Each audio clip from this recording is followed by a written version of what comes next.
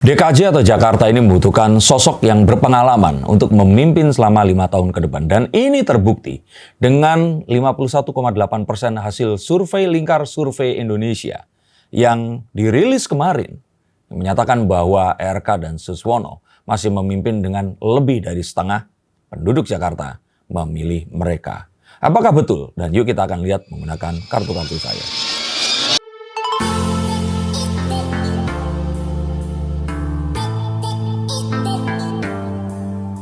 Ada yang mengatakan bahwa survei seperti ini bisa saja pesanan. Dan bisa saja apa yang terjadi nanti, ini akan berbalik dengan apa yang terjadi sebelumnya. Ini dikutip oleh salah satu juru bicara dari Pramono Anung dan Rano yang mengatakan bahwa waktu Jokowi dan Ahok kemarin itu juga dicalonkan, ini memiliki survei yang rendah. Tapi saya bisa langsung menjawab pertanyaan tersebut dengan sebuah pernyataan bahwa walaupun surveinya rendah, Jokowi dan Ahok ini memiliki pengalaman pernah memimpin di daerah sebelumnya, di Bangka dan juga di Solo. Nah, sedangkan Mas Pram di sini, betul dia pernah menjadi seorang menteri, tapi memimpin sebuah daerah. Tentulah bukan sebuah hal yang bisa disamakan begitu saja.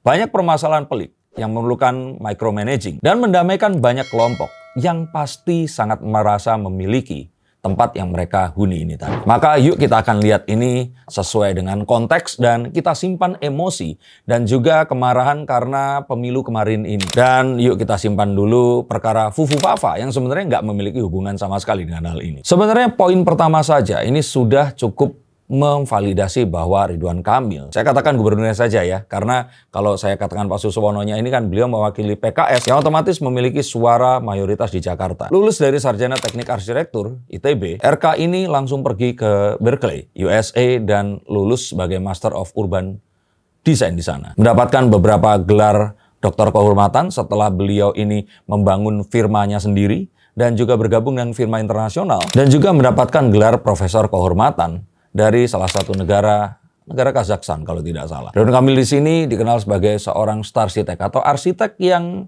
kondang karena rancangannya yang bagus dan juga kemampuannya untuk bisa men-solving problem hunian yang diberikan kepadanya. RK ini juga mantan wali kota Bandung dan juga gubernur Jawa Barat yang quotes on quotes ini luas wilayahnya ini berkali lipat jauh lebih besar dibandingkan luas DKI Jakarta saat ini. Yang mana DKI itu ada juga di Jabar dan Banten tentu saja. Yang mana kalau saya boleh katakan pengalamannya ini jauh berlebih dari apa yang diharapkan untuk menata Jakarta secara perkotaan. Saya katakan lagi secara perkotaan ya, bukan politik. Dan sebenarnya itulah yang diharapkan untuk bisa mengentaskan kekumuhan, merapikan apa yang saat ini banyak berantakan karena pengetahuannya ini memang diperoleh secara akademis dan pengalaman. Dan juga mentransisikan perpindahan DKI menuju DKJ, di mana nanti banyak instansi pemerintahan yang akan berpindah ke IKN. Maka ini sebenarnya poin yang lebih lagi yang mengatakan bahwa masyarakat Jakarta ini sudah sangat terbuka dan tidak segampang itu termakan oleh narasi kekalahan pemilu dan juga kejahatan keluarga Mulyono yang ingin menguasai Indonesia. Dan fokus kepada permasalahan Jakarta yang memang memerlukan seorang ahli yang berpengalaman untuk memimpin dan membenahi Jakarta 5 tahun ke depan nanti. Tidak hanya itu,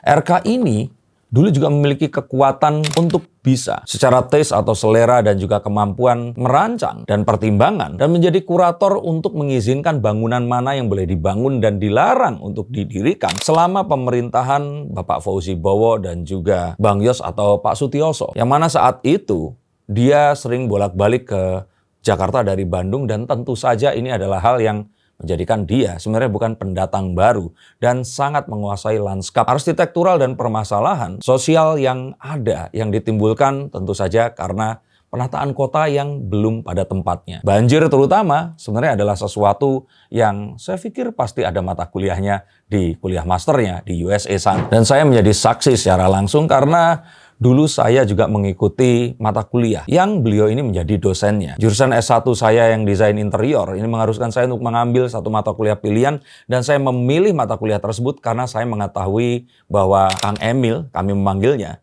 itu adalah dosen mata kuliah itu tadi. Dan kita mengetahui bahwa Kang Emil itu ada di Bandung, lebih tepatnya di Indonesia, selama 2 hari hanya untuk mengajar saja. Sisanya dia akan pergi ke Hong Kong karena di sanalah dia sebenarnya berkantor. Jika dia mau, dia bisa berkantor juga di Singapura. Tapi di 2 hari tersebut, kalau nggak salah Selasa dan Rabu, dia pasti akan pulang mengajar di kampus. Dan saat ditanya mengapa dia masih memilih untuk mengajar, yang saya saja berhenti mengajar karena kita tahu sama-sama tahu bahwa uangnya itu lebih besar untuk menjadi seorang profesional, itu adalah karena pesan dari sang ibunda bahwa dia harus mendharma baktikan pengetahuan dan juga kemampuannya untuk bangsa dan negara. Dan saya kira ini juga yang mendasari apa yang dipilih oleh seorang Ridwan Kamil untuk ikut berpolitik dan terjun secara langsung.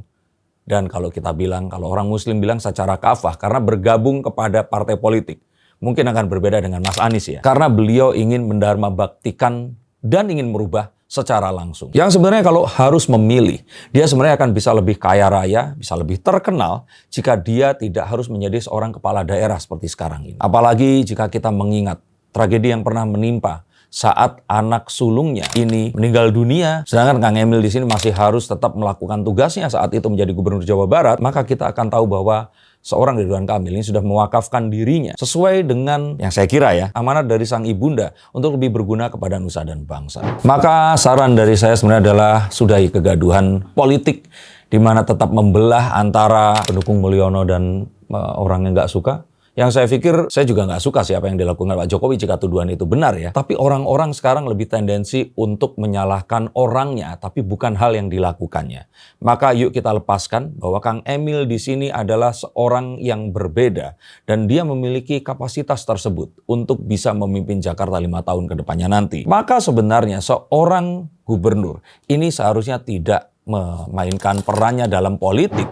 Dan dia ini mungkin lebih cocok untuk menjadi pembantu presiden untuk bisa mengkoordinir wali kota dan juga bupati di bawahnya dan bisa membangun dan juga menyediakan lingkungan hidup perkotaan dan mungkin kabupatenan yang lebih baik lagi untuk bisa dihuni menuju kita di Indonesia Emas 2045 nanti. Dan ini adalah sebuah hal yang seharusnya sudah dimiliki karena kita tahu bahwa Kang Emil ini memiliki kedekatan dengan Pak Prabowo Subianto yang kalau kita melihat artinya Kang Emil ini memiliki DNA yang sama dengan Ahok dan Anies Baswedan yang dua-duanya ini pernah diusung oleh Pak Prabowo. Partai Gerakan Indonesia Raya atau Gerindra inilah yang pertama memberikan mandat kepercayaannya kepada Ridwan Kamil. Dan kali ini saya pikir dengan Pak Prabowo menjadi presiden di kota yang sama dengan Kang Emil ini nanti akan memimpin Jakarta, maka kita akan mendapatkan kualitas Jakarta yang mungkin harusnya sudah didapatkan pada pemerintahan gubernur-gubernur yang sebelumnya. Betul, jika ternyata Jakarta ini adalah miniatur Indonesia, di mana orang yang menjadi gubernur Jakarta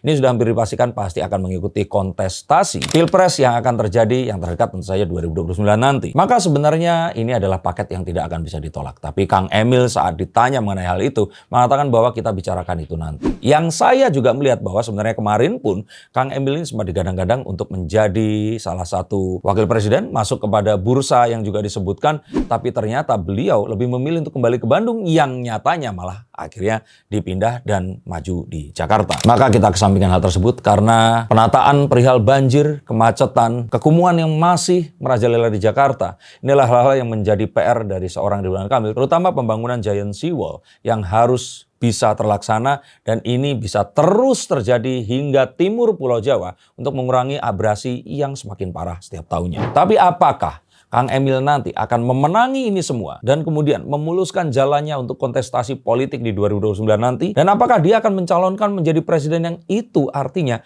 akan melawan Pak Prabowo yang tentu saja pasti akan menginginkan periode yang kedua nanti?